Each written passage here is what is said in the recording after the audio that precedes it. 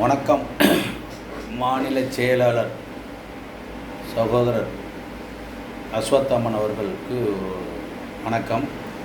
நல்ல ஒரு தலைவர் பிஜேபியில் நான் மதிக்கிற தலைவர் இல்லை, அவரும் ஒரு ஆள்.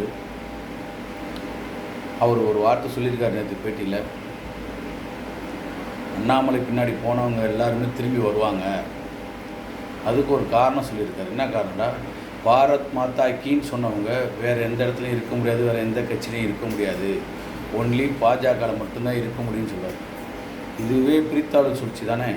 பாரத் மாதா கீன்னு சொல்கிறவங்க ஒவ்வொரு இந்தியனும் சொல்ல வேண்டிய வார்த்தை, வெறும் பிஜேபிக்காரங்க மட்டும் சொல்ல வேண்டிய வார்த்தை இல்லை.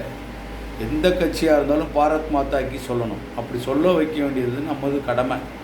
இப்போ நீங்கள் என்ன சொல்கிறீங்க, பாரத் மாதா கீன்னு சொல்கிறவங்கெல்லாம் பிஜேபியில் தான் இருப்பான் அப்படிங்கிறது தவறு இல்லையா? தவறு சார், நீங்கள் சொன்ன பேட்டி தவறு, அதை ஏற்றுக்கொள்ள முடியாது. இந்த மாதிரி பிரித்தாளும் சூழ்ச்சியை உருவாக்குறதுனால தான் நம்மளுக்கு இங்கே பிரச்சனை வருது. ஓகேயா?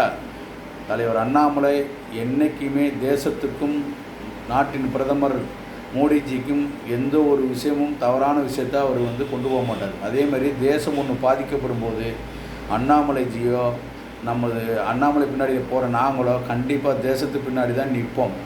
பாரத் மாதா கி ஜெய். வி